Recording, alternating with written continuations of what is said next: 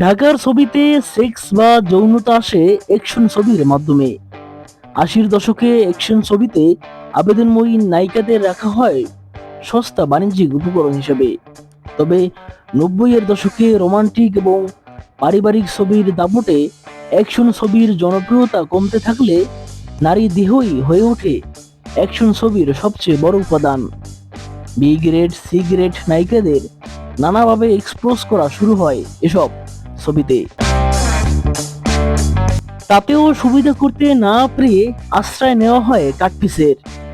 জন্মদাতা 1992 সালে মুক্তি পাওয়া ছবি। ছবিতে প্রথম কাটপিসের ব্যবহার করা হয় বলে জানা যায়। তবে এনায়েত করিম তার রুটি 1996 সালের ছবিতে সরাসরি এক নারীর উন্মুক্ত বক্ষ প্রদর্শন করে ব্যাপক সাড়া পান। ছবিটি সুপার হিট হয়ে যায়। রুটি ছবির সাফল্য দ্বারা অনুপ্রাণিত হয়ে সেক্স বা যৌনতা নিয়ে মেতে ওঠে অ্যাকশন ছবির নির্মাতারা।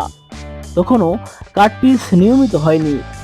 1998 সাল পর্যন্ত দর্শন দৃশ্য আর সার্ড নায়ক নায়িকার গানই ছিল সেক্স বা যৌনতা প্রদর্শনের অবলম্বন।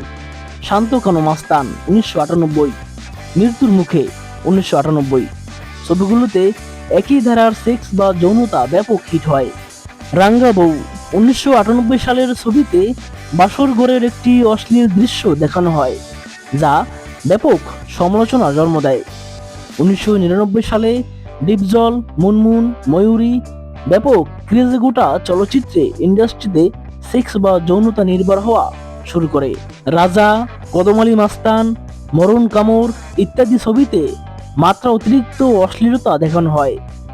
2000 সালের শুরু হয় অশ্লীলতা মহামারী। এনায়েত করিম বস্তির শাহেনশাহ ছবিতে আবারও কাটপিসের আশ্রয় নেন। মুনমুন অভিনীত ভয়াবহ, লন্ডভন্ড ইত্যাদি ছবি অশ্লীলতার জন্য শুরুতে নিষিদ্ধ হয়েছিল।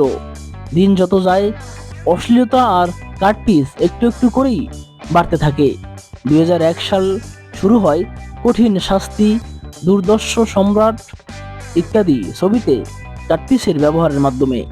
ঠান্ডা ব্যাটারি গরম করতাছি। 2002 সালে মোহাম্মদ হোসেনের ফায়ার ব্যাপকভাবে হিট হলে অশ্লীলতা আর কাটপিস বাংলা সিনেমায় এর মতো ছড়িয়ে পড়ে। সেই থেকে পরবর্তী 4-5 বছর বাংলা সিনেমার প্রায় সব অ্যাকশন দাসের ছবিতে ছিল মূলত বাংলা নীল ছবি।